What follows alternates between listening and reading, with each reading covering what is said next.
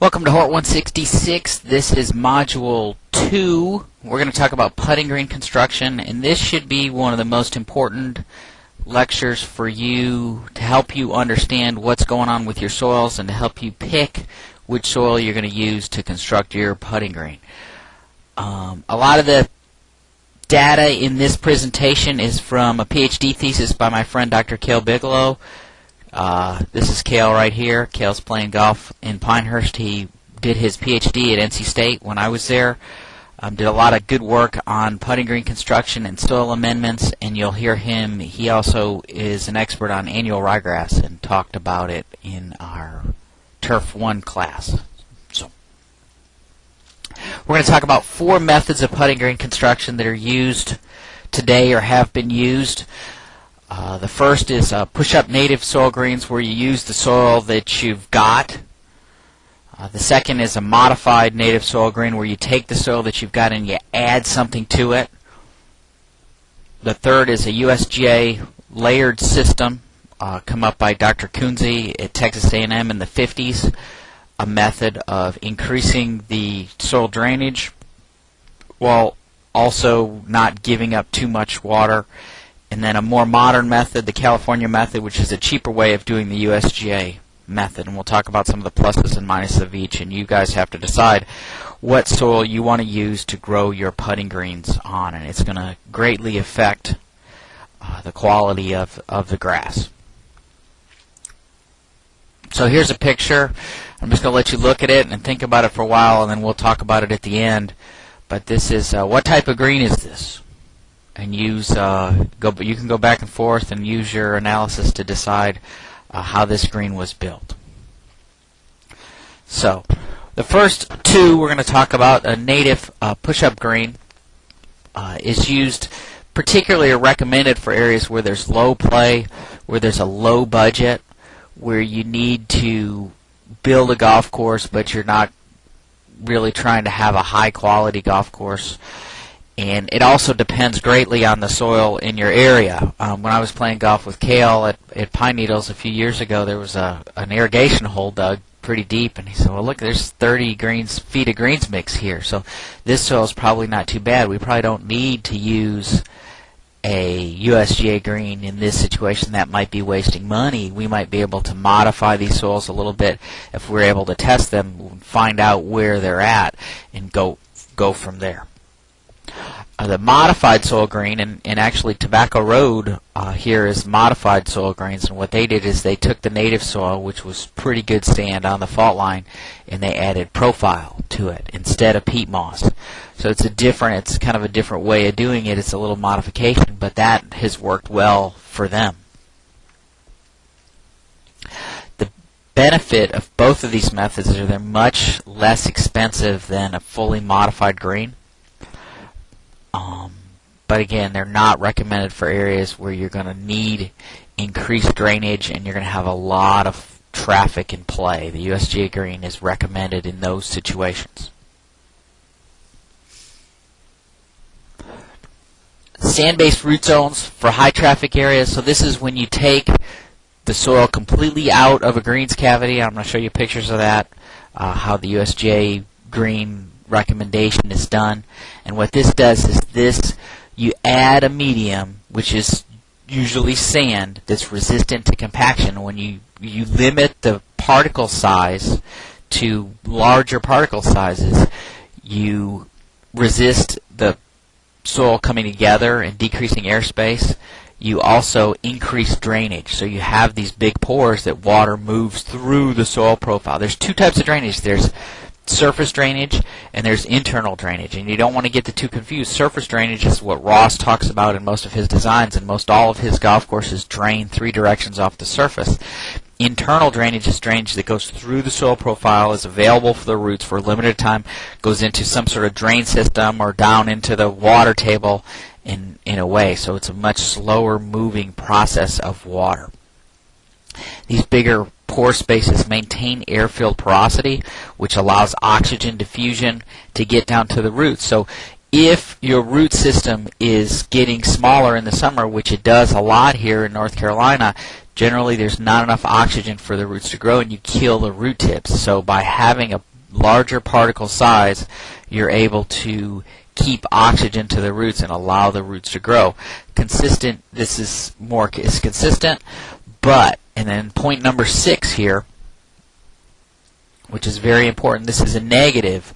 You decrease the amount of cation exchange capacity, and cations are the positive charged nutrients that the plant needs to grow. So by getting all of these beneficial characteristics, the resistance to compaction, increased drainage, the increased air-filled porosity, and the increased oxygen, we give up nutrient holding capacity. So when you use the sand to build your putting green, you're going to have to fertilize with less fertilizer more often. What a lot of the superintendents will refer to as spoon feeding when fertilizer is put out with the sprayer. So you need to be aware of that. That's very important when you select your plant growth medium for the project. Here's just a quick representation of this. If we have a low bulk density, and remember bulk density is grams over centimeters cubed. Okay, so a bulk density of 1 is going to be much lower than a bulk density of 1.4. Remember, water has a density of 1, so any soil lighter with a bulk density less than 1 is going to float.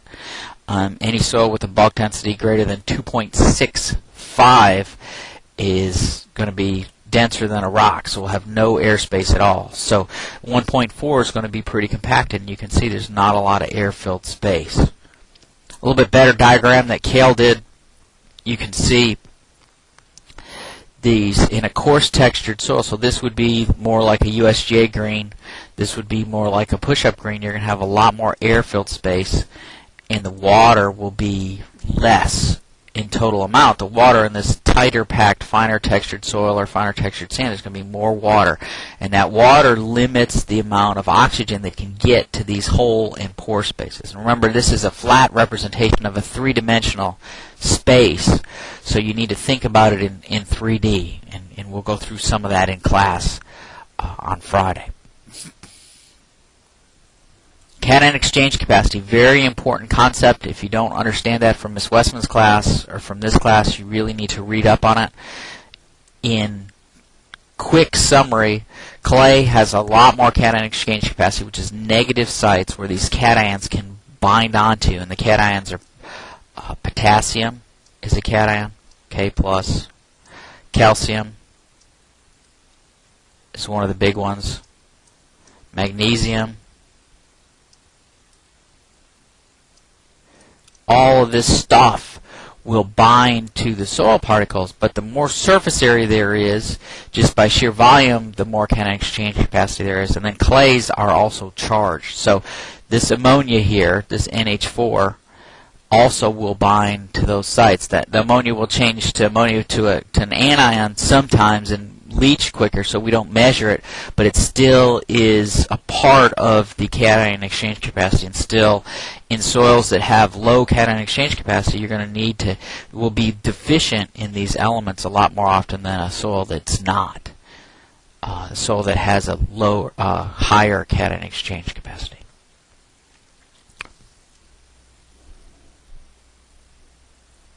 So we're going to just talk about the different size particles. And these are just basic engineering definitions.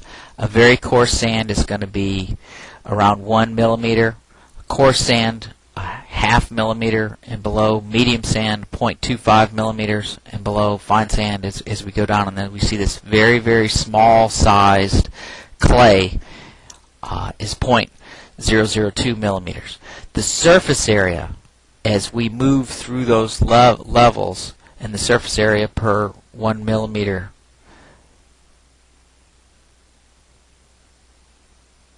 per 1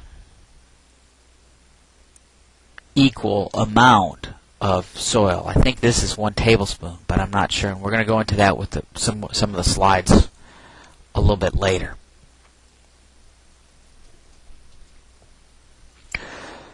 So we'll go back to that other chart in class. If you have 2.65 milligrams of clay, has a 2.65 milligrams of clay, which is about a tablespoon, has 3,000 millimeters squared. How much surface area is in 1 gram of clay? So 1 gram is going to be about the weight of a paper clip. We can do the math, and you can work through the math yourself. Basically, you can take this 2.65, divide by 3,000, and then multiply by 1,000, and you'll get 1.18 meter squared of surface area per gram of clay, and a meter is about a yard. So 3 feet by 3 feet surface area. So that might confuse you a little bit. I think the next slide will help you understand this concept even more. So this is as simplified as we can get. So we're going to take a sand particle and just magically make it square. Again, if they were square, we would have no pore space at all. But for this situation, just to make it easier, let's say we have a 1 millimeter squared piece of soil. Well, to get the surface area of that, we take the 1 times 1 is 1, so 1 millimeter, and there's 6 sides to this particle because it's a square. So we have 6 millimeters squared total surface area for this 1 soil particle. Okay, so say this would be a sand in our representation. So in the next slide, we're going to take that same volume of soil and we're going to divide it into 4 pieces. So a smaller, maybe something more like a silt, and it's a 0.5 millimeter squares. We're going to split the particle into 8, and then so we'll have 8 particles that are 6 sides, 0.5 times 0.5, and you run the math on that, you'll get 12 millimeters. So we've doubled the surface area without increasing the volume at all. So in our next slide, I want you to think about this for a minute, maybe stop the tape and divide it one more time and see what happens. So if we're going to take and cut these particles like that into 8 pieces again, what's going to happen?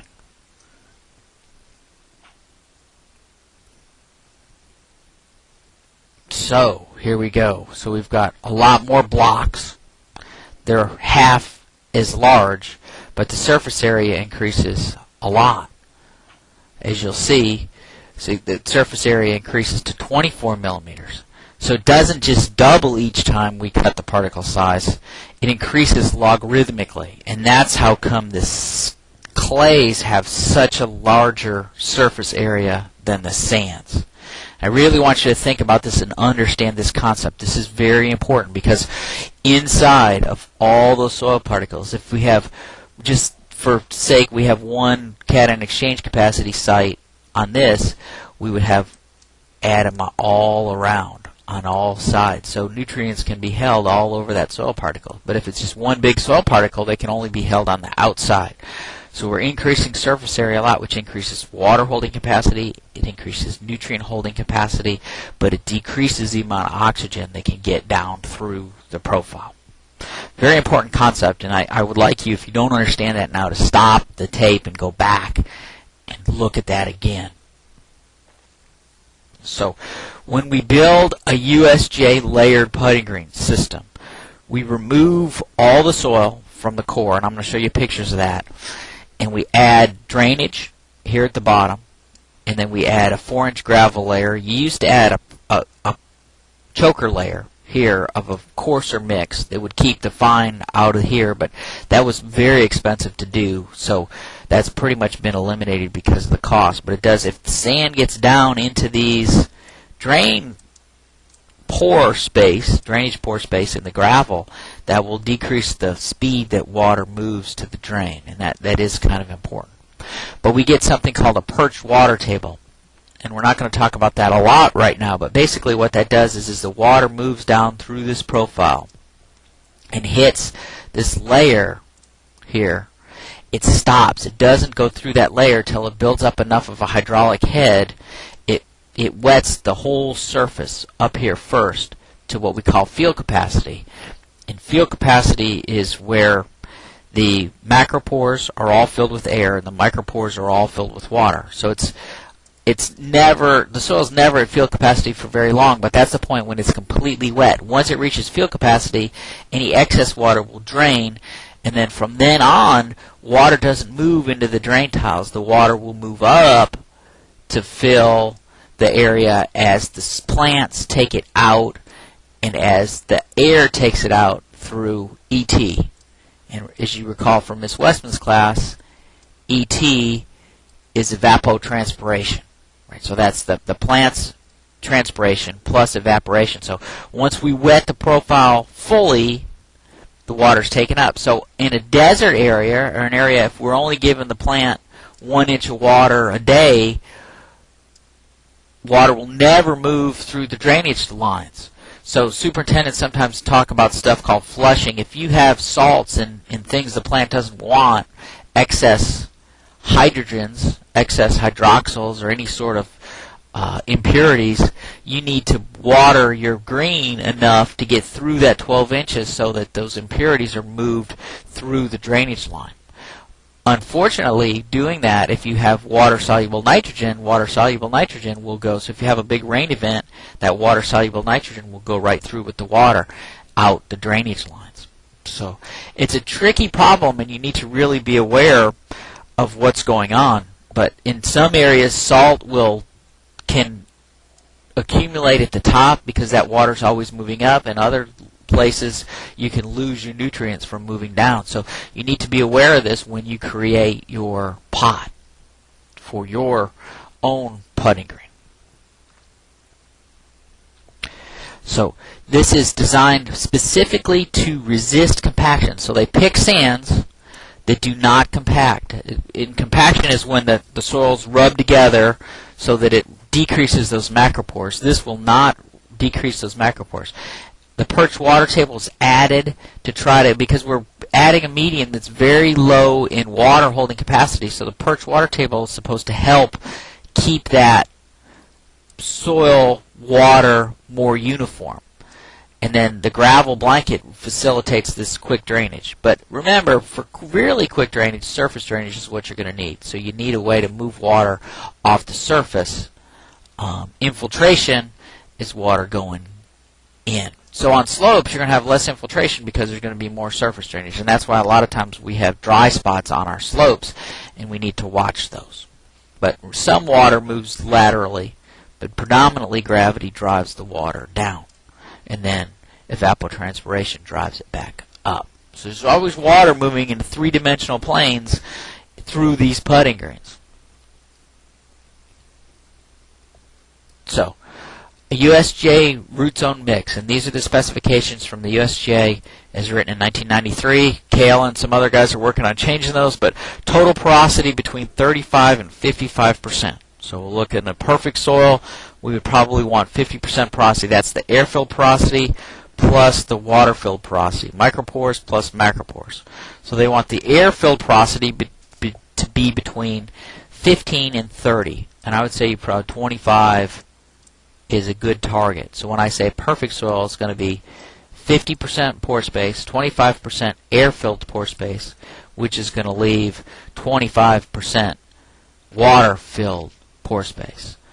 Capillary porosity, that would be the water-filled space, and that's how water moves up through that capillary pore space. And a perk rate. And perk rate is, this is the controversial test right now. And some architects are specifying they want a perk rate that's 10 inches per hour, and they'll reject sands for that. There's some pluses and minuses to that. 12 to 24 inches per hour in some places where you really want fast drainage through the profile. An organic matter content between 1 and 5%, and that would be your peat moss. And what we're doing is, because we've created a soil that's so devoid of cation exchange capacity, we're adding peat moss, which has a high cation exchange capacity. So this is our CEC.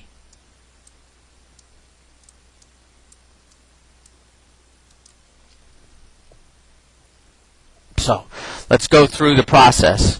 Believe it or not, this is from 2001. This is actually rendering of a putting green that is at Forest Creek and has been built. We're going to go through the process. But these are Blake Bickford, who works for Tom Fazio, and this is his green that he designed, and it's on paper. This is the actual green. So this is the landing area. It's a par 5. It's the 3rd hole on the north course at Forest Creek. You land your ball up in here, and then you play to this green. And this is the cavity all cleared out and leveled with a box blade and ready to start installing the cavity. So that's done with the bulldozer and then smooth with that little box blade. We've got stakes that will lay out the cavity, but the green mix is going to go in here. So the key is we've removed all the native soil from that. And that's a painstaking process. That's expensive. You see at CCNC, we've taken out, this was a native push-up green of soil. You can see there's a lot of organic matter in there. George Thompson decided it was time to redo those, and the Greens Committee voted for that. That was one of the last things he did at CCNC, was this big construction project where they redid all the greens. Once that's set, you'll come in and trench your drainage tile lines. This is a different method. This is Jack Nicklaus method, and this is a golf course up in Massachusetts, but they put this black material all the way around the greens mix. And it used to be that the construction guys hated it because it was really hard to cut, because they put the greens mix in there, and then this serves as a barrier to keep water from moving from the outside off the green into the green and from the green off. Where a lot of times if we have a steeply sloped green from back to front, the water will all move and puddle up in front in this heavier soil, and we get a wet area in front of the green. So to stop that, Jack Nicklaus specifies this black plastic, and then I heard from later that they figured out a way to cut it. Is if you cut it with a blowtorch, it cuts really easily, and they can pull it off. So a little bit of inside knowledge helps to make the job easier. Guys can always figure that out, but an expensive method that has its pluses and minuses, and in some areas where the soil is dramatically different from the greens mix to the front, you might want to do that. That's one of my pet peeves, is wet areas in front of the green, areas where balls stick. I think that actually, if you could, I would move the greens mix out to the front, and really you might not even need it at the back, because we're going to have a lot less play, and drainage is going to be pretty good back there. So shifting it forward might increase playability. A lot more shots are played from the front of the green than from the back of the green. Once the drainage tile lines are put in, we call it tile because it used to be ceramic. Now it's usually black pipe or this pipe put in upside down, and then we cover that up with pea gravel. And then the next step is we come in and put the 2 inches of gravel down in the mix, and then over that the mix is brought in. And this is a painstaking process. So the grade, the subgrade, is kept with this grade, which is kept with this grade. So we can use sophisticated tools to do that. This is a laser leveling. This is on tees, but this Gary, one of our graduates, is leveling the tees, and he doesn't have control over the box blade at all. The box blade sets its own height, and that's how we can get level tees that drain in a certain way. The final step, this is a putting green, is going over and getting that level with the Sand Pro and getting it ready for prep. The wheel for the prep is these wheels. So put a waffle pattern in the green, which will hold the seed and hold water and allow that seed to germinate. And once that's all done and it's seeded in, we did a bunch of work to get a level surface that was the same before. So there's Bill Patton, the superintendent of Forest Creek, and that's what it looks like. So a ton of work goes into building this USGA green that's not visible to the naked eye. And oftentimes when golf courses are redone, members spend millions of dollars and they come back and it looks the same. They don't see any of this money they spent. It's all buried in the ground. And the first year is always difficult because the golf course is not what it was when it was closed. The greens don't have much organic matter, and the greens are generally hard. The golf course they rushed through to get get in and to get play, and generally the golf course is in not as good condition right after it's constructed. It still has to be tweaked. So superintendents can get in trouble by pushing something like this, and then once they get it, it's like, be careful what you got, what you asked for. You might get it. So you need to make decisions. Is the USGA Green the way for you? Do you want to use a USGA Greens mix? We're talking about that. But another method is, because this USGA method is so expensive, the California method eliminates that gravel layer. So what they do is they build a subgrade, they put their drainage tile layers in, but do not add a gravel layer. So in this perched water table, this is an arguable point. Some people will say, and the USGA is saying in their stuff, that it does not create a perched water table. It creates a backlog. Oftentimes water will stack up here, and these areas will stay wet and anaerobic, and water will move rapidly down to this drainage line. And one of the big problems, so this is a no peat moss, this is usually 100% sand green to increase drainage, because they've decreased drainage with this design. And oftentimes one of the most difficult parts of this green is getting turf to establish. When Cale did his project at NC State, he had all the different types of greens built in one area and grew them together. It was very difficult to get establishment on this California green because the young plants dried out very quickly. But later we might have wet areas, and we've seen, or there's been an argument that roots will grow deeper in the middle than they will on these edges because they get anaerobic and turn or die in those areas. So we get a compacted subsurface or plastic barrier, a little bit different design.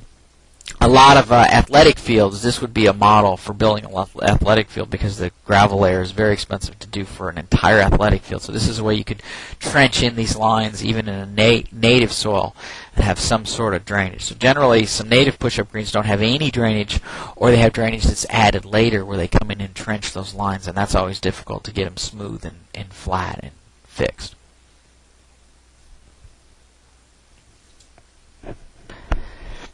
It's designed to resist compaction. Usually it's a coarser sand. And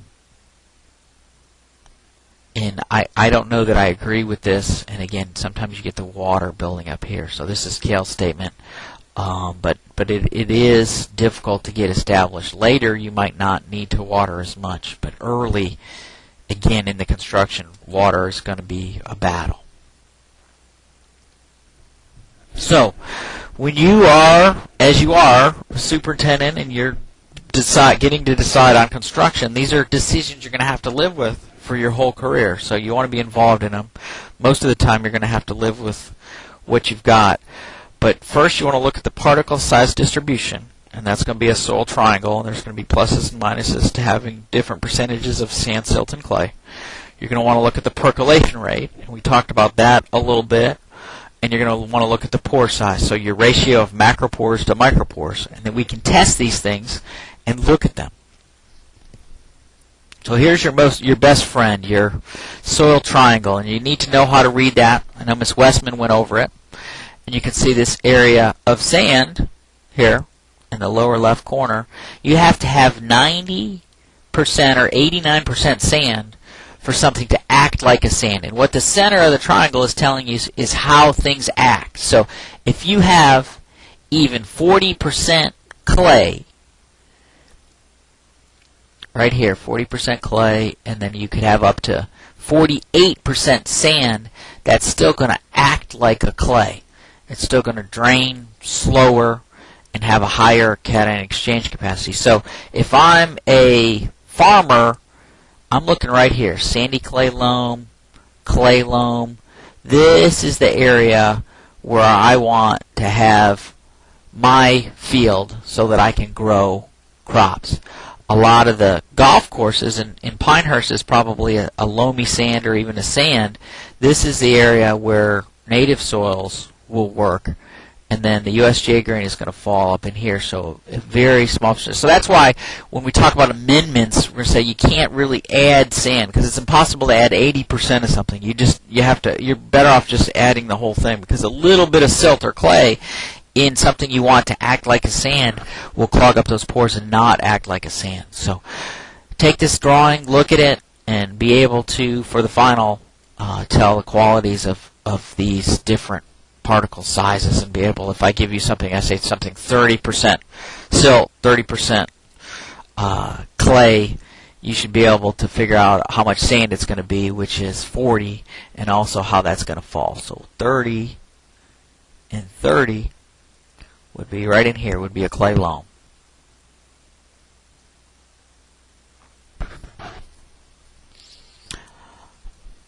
I'm not going to go over this because this is just the particle sizes. We talked about this before, but the USGA Green, 80% of the material must fall within this, between coarse sand and fine sand.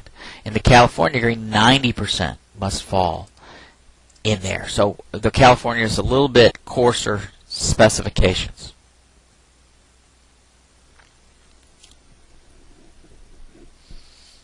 Here's what the sands look like. These are in the lab, so you can get a look at them, but there's quite a difference between very coarse sand and fine sand.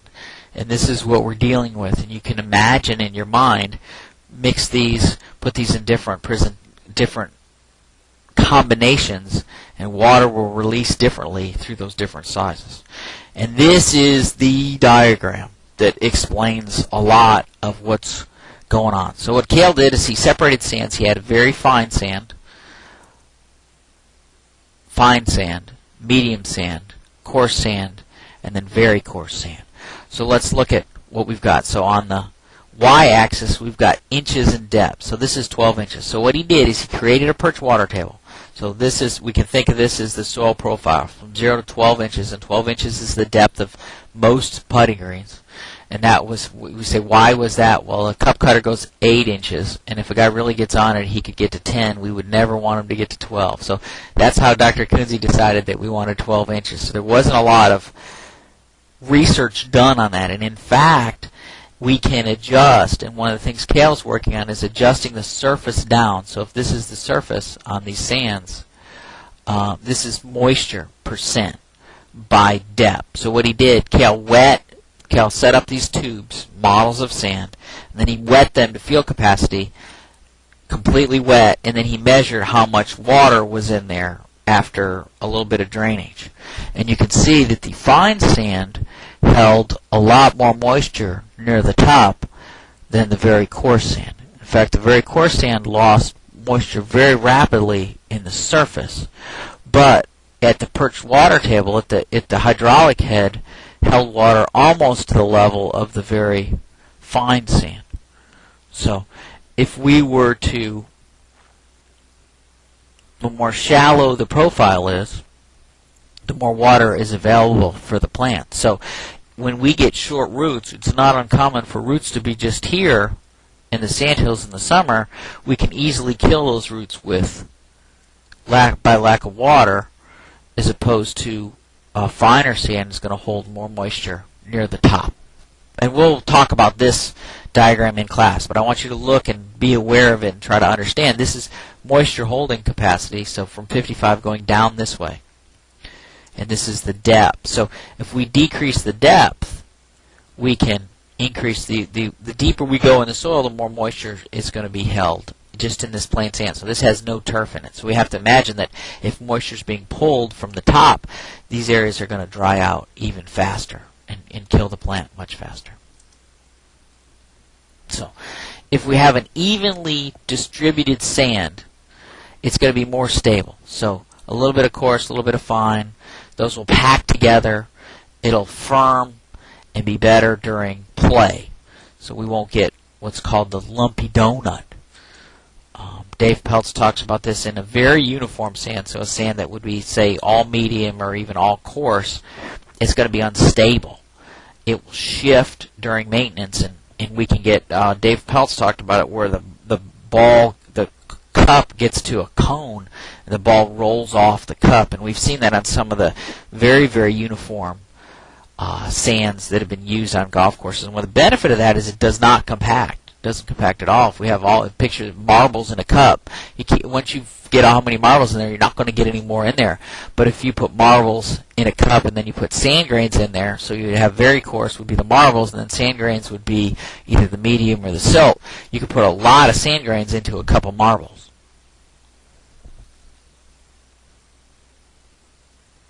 Fine sands are more stable, but they might limit drainage. So there's a give and take even with the sands. And one of the things Cale talks about is he likes a dirty sand. And if we look, the greens at St. Andrews do not fit USGA specifications.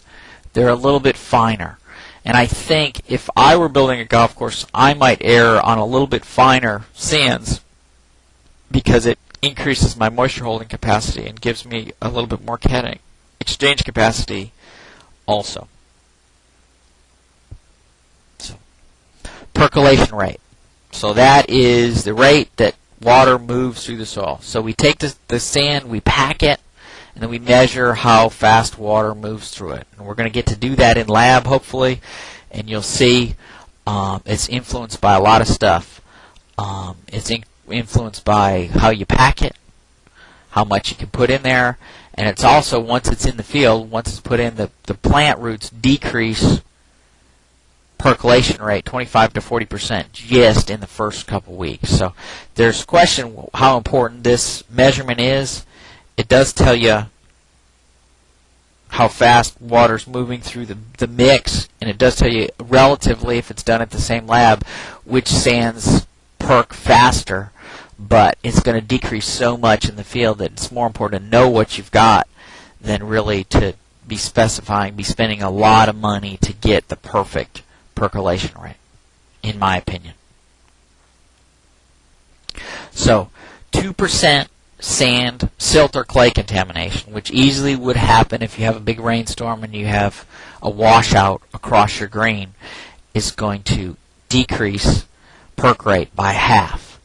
We can go from 27%, which would be a very coarse sand, and just by 6% of contamination, we can decrease that to almost nothing. So silt contamination is a big problem, and you do not want to get that on your putting greens.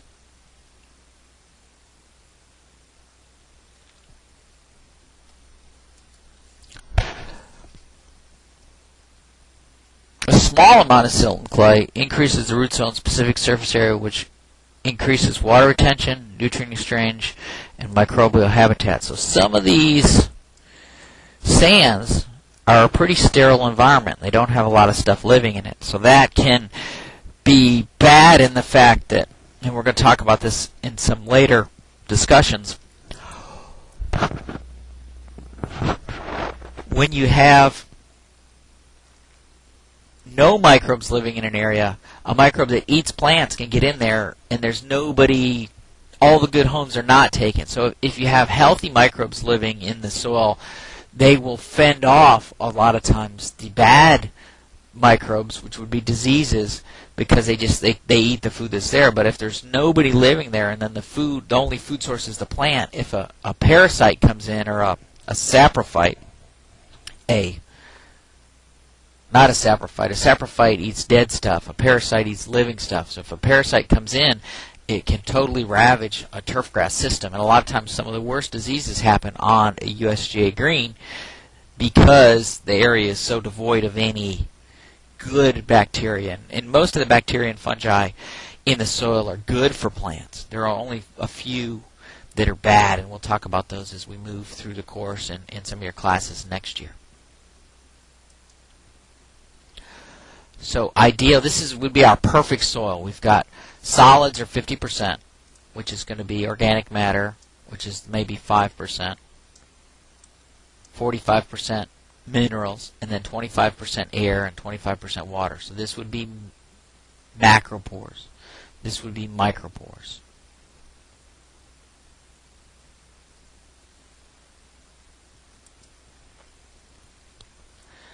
And that's where we're going to stop with this first half of this. Take your time, think about it, and we'll come back and we'll talk about soil amendments when you understand these very, very important concepts.